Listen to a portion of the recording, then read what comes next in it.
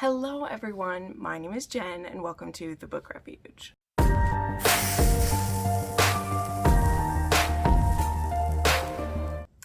Alright, hello friends, welcome to a recommendation video, and this video today is a collab with a bunch of other booktubers a collab that my friend Beccie set up. She set up a few collabs that I've took part in this year. And this one, we wanted to do the darkest romances we've ever read. Now, there are a few things that I will say at the front of this. Number one, darkness is going to be subjective for each person. What is too dark? What is too heavy? What is too this or whatever? Some people consider certain types of sex super dark. Some think that certain taboo elements make a book dark. And I'm kind of all over the place. I think darkness lies in our own personal perception, because some of these books that I considered to be the darkest I'd read at one point, well, that was only up until the point that I'd read them, right? Some of them, it's more of like the vibes of the story that do it. But in general, for me, when I look at the spread that I have in front of me to talk about, it mostly has to do with whether there is like dubious consent or non-consensual scenes in it, because that is something that I think everyone can agree on the line of that being dark. And then to me, I usually include any romance with a psychopath or sociopathic hero. Generally falls into dark. Sorry, my words aren't working today. So for me, that's kind of what I went with. And then I just picked 10. But yeah, it really is going to depend on each person. Now, I know a few of the other ladies who are going to be doing this collab, they haven't maybe read the same level of darkness that I have. So you might see theirs and be like, oh wow, this might be more my pace. So that's just something to think about. I'll have all the ladies tagged down below, I believe, or at least their channel names there. So if you think, wow, these ones are really intense, you can go check out one of theirs and you might have a more like medium level dark for them. But being that for quite a while, dark romance was almost like all that I was reading. I've read many over the years. And so you'll see a lot of similarities in these ones though, because as I said, there are certain events or tropes in romance that makes it the darkest I've ever read. So yeah, let's just go ahead and get into this. We're going to start this off actually with two authors that I have like two recommendations from each of them. And I think a lot of people will agree that these authors write some of the darkest that they've read. But yeah, let's go ahead and start off with someone that I myself call the queen of dark romance. You might have heard before. And that's because she is not afraid to touch any subject. No matter how taboo, no matter what it is, she'll write a story about it and find a way to make me cry about it. She will. So let's start off with a series that is a 6-star series for me this year. And I've talked about it nonstop actually. And that is the Frozen Fate trilogy by her. And this was her return. It's not that she like went away, it's just that she's been working on this trilogy for a very long time, and having read it now, I understand. Okay, so this series starts off with Hills of Shivers and Shadows, and we have this woman named Frankie who her and her husband are going through a little bit of a spat at the beginning, having to do with her discovering that she's pregnant, and he's like, we weren't gonna have kids at all, you need to get rid of it. And she is just indignant. She's like, that's not gonna happen. And so she's thinking of leaving him. And at the same time she's thinking of leaving him, she gets kidnapped by this man named Denver, who has set it all up. He's been watching her for a very long time, and he kidnaps her and he flies her out to his remote cabin in the edge of the Arctic Circle where him and his 3 sons reside. Now, these 3 sons are all adult men, and 2 of the 3 have very viscerally hateful reactions towards her when they first meet her. And one of them, we'll just call him a bit eclectic. We shall, as you might be if you lived in the middle of nowhere and never left the place that you live. And as Frankie spends time here, she starts to discover what the secrets of Hills of Shivers and Shadows are, and it's some of the darkest things that I've ever read about. Now, with this series, though, I will say, now that I've read the whole series, this one definitely, a lot of the vibes make it feel very dark. There is specifically one trigger in this that does make it also very dark, and it has to do with a child SA and who's committing the child SA. And then also just it's very twisted in other ways too. But there's also a lot of it that has to do with survival. This also is a Why Choose series. And yeah, we just have some very interesting people involved in this story. But what I love so much is Frankie's resilience, her moral compass in a lot of ways. It's funny within a dark romance to think of that, but her deciding what she believes to be right and who she's willing to fight for is a big part of the series. And yeah, it's a lot. But I will say too, a lot has been said about how dark this series is. And again, I'm including it in some of the darkest romances I've ever read. However, besides that one trigger, it really is kind of the dread that makes this feel so dark, because as you're leading up to finding out what this thing is, this book just feels so oppressive. It's written like a good horror movie is, you know. There's not a ton of like actively awful things happening. It's more of like the history of this place, what it means, and will we be able to get out of there? That just gives the whole series this cold, enclosed, claustrophobic feeling. Even though they're literally out in the open with nothing surrounding them, it just feels so isolating. And that's definitely a feel for sure. Now, before I'd read Hills of Shivers and Shadows, and honestly, when I look back, this series to me is still probably darker just for the content and the amount of the content there is in it about this. And that is her Deliver series, which starts with Deliver, and then there's Vanquish and Disclaim. And the reason why I consider this some of the darkest is because this series is about sex trafficking. And it is about some specific victims of this one predator who he has actually recruited 2 of his previous victims to become the new like captors, and they are supposed to capture a person. When they get specific instructions of what type of person they're supposed to look for, they find this person, they kidnap them, and then they train them to be good for their new owner.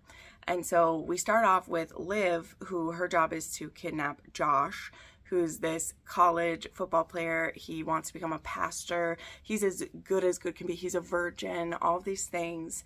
And Liv is supposed to train him to be a good sex slave. And yeah, it's quite the journey that Josh and Liv go on together. And then we also meet Van, who is also a victim of this, but he has also been the perpetrator of a lot of the training for many years. So his hands are not clean by any means.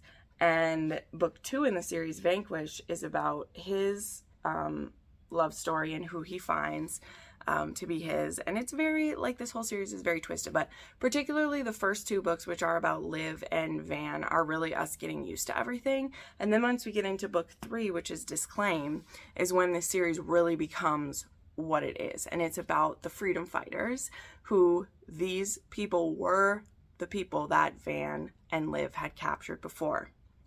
And now they have created this, you know, this underground group that goes after some of the worst around the world that is trafficking people.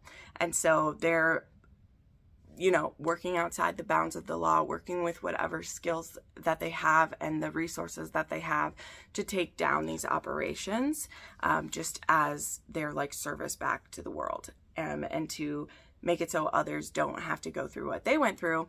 And also, because they've lived through some of the worst things ever, they're willing to do some pretty crazy things to rescue people. And that just is very satisfying in a way. So it is very dark, the places that they go, the things that they do to rescue people, but it is so satisfying because you know that they understand exactly what these people are going through because they went through it, you know, whereas within the bounds of the law, you can only go so far, right?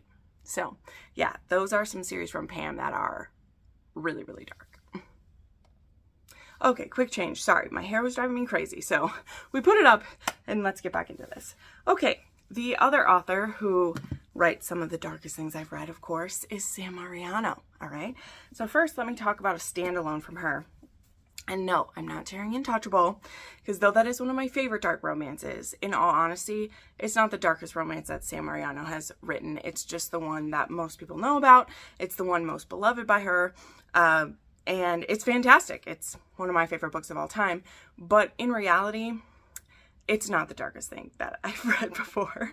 It just holds a place of being so close to me. So a book by her that I often refer to as, what if Carter Mahoney didn't meet Zoe in high school, right? That is not something that Sam Mariano has said. It's how I look at this book particularly, because one of the things I love about Untouchable is that Carter isn't quote unquote too far gone. It's really this mind game that him and Zoe play. And by the end of it, like, he has an AGA with Zoe. And he's not this horrible, awful criminal. They just played some interesting sexual games with each other in it. Whereas in Descent, our hero, Calvin, goes so much further than that. And he is actually, I believe, the boss of Hallie's, like, ex-boyfriend or something like that. It's been a long time since I've read this one. But the way that she first meets Calvin is is he currently her boyfriend or her ex-boyfriend? I think it's her ex-boyfriend. Dude, it's literally been so long. But he convinces her to come to this club because he, like, needs something from her, and I don't know, she agrees to do it. And when she gets there, she realizes that it was a trap, and this man that she thought she knew and trusted lured her here because Calvin had some leverage on him and forced him to get her there. So it turns out she has met Calvin, I think, like, once before, but barely. It was at, like, an office Christmas party or get together that she went to as a date. Like, she was the date for Jackson, I think his name is.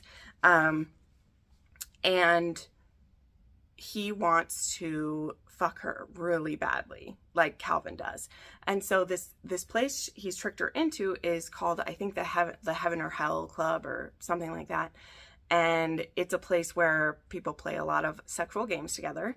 So when he locks her in a room with him and she is crying and screaming to get out, well, no one is going to let her out because they just think it's part of a game. And so Calvin is like, I'm going to fuck you either way. You can either like it or not, but I'm going to. And so she's forced with him. This book starts out with that, as a lot of these are going to. So maybe stop watching now if that's not the kind of stuff you want to read, because that's what's happening. And it's even worse than that, because he lets her leave. He knows that no one would believe her if she did it. He's so powerful. He could buy off anyone. He could have people killed. So her best hope is she survives this encounter and she's just going to try to go about her life. But for a psychopath like Calvin, that's not enough. Now that he's had a taste of her, both like her fear and her, like, just the experience, he wants to do it some more. And so now he's stalking her and basically trying to coerce her into being his woman. And he's like, you can either come with me willingly or I can hurt your family to convince you, like all these games he plays. So Calvin definitely is much more twisted than Carter Mahoney. But again, when you read this book, if you're someone who's very familiar with Untouchable, I feel like you see the similarities in, like, wow, this is someone who nobody brought him out of this, or nobody could, or nobody tried. Because I fully believe, as I've said, that Carter and Zoe have a very happy life together and live as normal, because she got to him when he was like 18 and they were able to, you know, have this be playtime, and he lives a regular life the rest of the time. Whereas Calvin is so stuck in this, like, it's not gonna stop ever. Okay, now another one by her that to me is the darker one is Even If It Hurts. And this is a story that is still unfolding, will be all honesty. So this is book 1 in Coastal Elites. There have been like 4 that have come out, plus a like side book to the series. And in this one we get introduced to Dare and Aubrey, as well as another character as well we get introduced to. And Sam Mariano has said we're going to be coming back to them. And I'm so intrigued to see what she's going to do, because this is actually a book I don't really like that much, because I don't care for Dare. I find him fascinating, as I find all of her, you know, male characters that she writes, but I don't really care for him too much.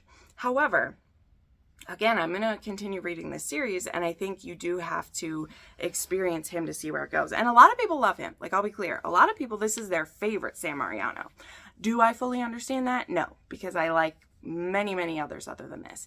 But if we're talking in terms of the darkest books I've ever read, this one was there for me, because Dare is a psycho on a whole nother level. And this one is a teenager who I don't think you can fix. Though he is maybe tamed a little bit by Aubrey, there are still some mind games that those two play with each other that are not quite normal, shall we say. But anyway, Aubrey and him meet in school. He actually becomes very interested in her, but his part-time fuck buddy, and I think Anae is her name, doesn't like that Aubrey's caught his eye, and so she wants to play a bunch of mind games on her. And Dare kind of goes along with it, or lets Anae think he's going along with it, because he does want to play with Aubrey. And part of the reason this one is the darkest for me is the way that this ends, because there's a scenario that these two play out, or like Anae and Dare play out, that's a game. Like, it's not really happening, but Aubrey doesn't know. She thinks this might actually be happening, and it's terrifying. Also, there's a lot of somnophilia in this one, and him doing things to her without her consent, all of those things there.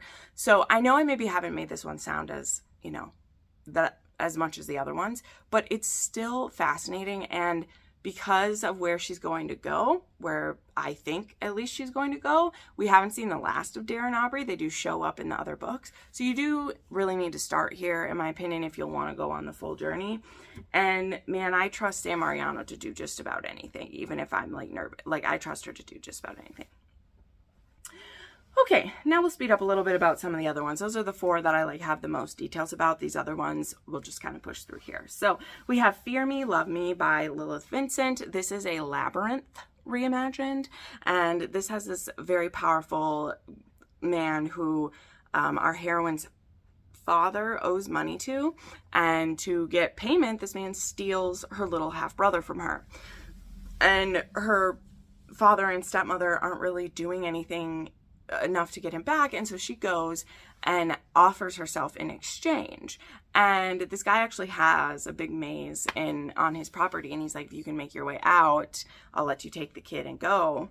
Because he, honest to goodness, will kill this child. You know, he's fully serious that he'll kill this child at that time in the story, right? He doesn't stay that way. And anyway, so something happens and she is able to bring her little brother home. Now we find out, though, about that scenario later into the story. We actually start the story a year, I believe, after that. And so we begin this story with our heroine having late night visitors. Our male character will sneak in her window, and she does know he's coming. So this one isn't as full on like somnophilia, some of the others, like he knows, or she knows he's coming, but he's become obsessed with her. And so this book starts with like this forbidden relationship that she's having. And throughout the story, then we eventually get that beginning piece and discover how we got here. And he became fascinated with her when she was willing to trade herself for her little brother, because it appears at least that he's never quite like loved anyone the way she loves her little brother. And why would she offer the sacrifice when it's her parents who owed it and all those things? And yeah, but this is one where like she does something that crosses him at one point, and he's fully willing to kill her unless she like makes amends too. So this one was a very like twisted game, but I was fascinated by this one. I could not look away, and it was very dark. This also has a lot of the spicy trigger warnings, like there's blood play, knife play, somnophilia, like so many things in this one. So this one ticks a lot of the boxes for taboo treats for sure. All right, then we have an oldie but a goodie that never gets brought up enough in my opinion, but I adore this book so much. And that is Sorted by Nikki Sloan. So most people forget about this, but Nikki Sloan does have 2 books that are like mafia style. And this one involves a kidnapping after a dubious sexual encounter. So in this one, we have our heroine, who I have forgotten. What is her name even? It's been a long time, because I think this is all in her point of view. So I don't know. It's been a while. But anyway, our heroine goes to a party and this guy, Luca, is there. And this is a Halloween party. She's dressed up in a cute outfit. They end up having he kind of coerces her into a sexual experience. But she does also kind of go along with it. It's a very morally gray situation. And by the end, it doesn't feel consensual anymore. It doesn't. And so she's threatening to tell. And he's like, you can't tell. And she's like, nothing you can say can stop me. And she says the wrong things. She should have just played along so she could leave. But because she has big brass balls on her, she's like, no, I'm going to tell on you. And I'm saying that bitchy. I mean, I would want to tell on someone too. So like, I understand that. The problem is this man, he's connected to the mafia, and she didn't realize that. And he knows that his family will be very upset if he lets this girl go, and she tells, and the police start looking into them, because it wouldn't just be for her assault that they'd be looking into her for. So what does he do? He kidnaps her, takes her to his family home, and starts training her to be his sex slave, because he's like, once you're trained and I can trust you, you can kind of go back to your life partially, but you're always going to belong to me. So this book, it's about sexually training her and her being kept captive and not knowing if she'll ever see her family again because of this one encounter with Luca. But somehow I love Luca by the end of it, okay? I don't know what to tell you. That's how twisted romances work. It's a thing. Okay, then I briefly want to mention actually a fan fiction that I've never forgotten it. It still is deeply ingrained in my mind, and it is the darkest fan fiction that I ever read. And in that, probably the darkest story I've ever read. And this is called A World Not Fit to Live In, and it is by Lissa Dreams and Snowblind 12, okay? So this fic, which I don't have a picture for this or anything, but I'll put a link to it down below. This is a Hermione and Lucius fic with Draco as well. And I'll explain how. But in this one, it is an AU where Voldemort won, and the members of the good side are given to the Death Eaters basically to torture them. And I believe I think this is one where they're supposed to make babies with them. But yeah, there's literally this spell put on that someone has to sleep with her every amount of days or something. I don't know. See, I don't remember those parts. I'll tell you why it's the darkest though in a minute. But there's some reason why she's given to them, and she goes back and forth with who she's left with. And in the beginning of this, Lucius doesn't really care for her either. He doesn't have the greatest stomach for rape by any means, but he also doesn't really care for her either at the beginning, so he's a bit more callous to start. Even if he's like, this is a child that he's having me rape, to him he sees her as that. But very quickly they start to kind of form a bond. Well, not very quickly. This is a long story. It's a long one. But they start to form this bond where they both are kind of being forced into this.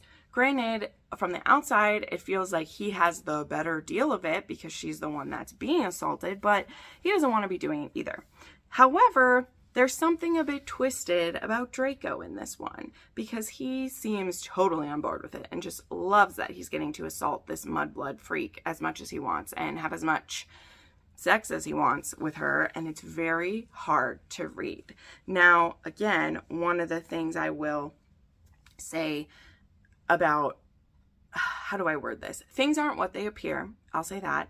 The way that Draco's acting doesn't seem normal, but for a good part of this book, he is really our villain. Lucius and Hermione, they start to fall in love, and now it's not just of him passing her back and forth. It's the person he loves is getting handed off to his son to also be raped, and it is tough, you guys. There are tough parts to read, and when you find out, when we reach the end of this one, the amount of people who've died during it and the way that people are left, this is devastating. This has an HEA, but it is absolute agony to get there. Okay. It hurt so bad. There were times I'm like, why am I reading this? This book was darker than Manacle to me. This book was darker than, the auction, it was so much darker than all of those.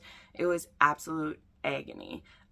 But I was so moved by this story that I think it's been 2.5 years now since I read it, and I can't forget parts of it. Obviously, I've forgotten some parts of it because I can't tell you all the little things, but like, yeah. So I'll put a link to that one if you are willing to give it a go. But I've warned you, read all the tags that this one has and see if you're still willing to read it, because you won't get off easy. I'll tell you that. Okay, then I'll quickly share Secret Obsession. So this, I think, is book 3 in the series. I'm not sure.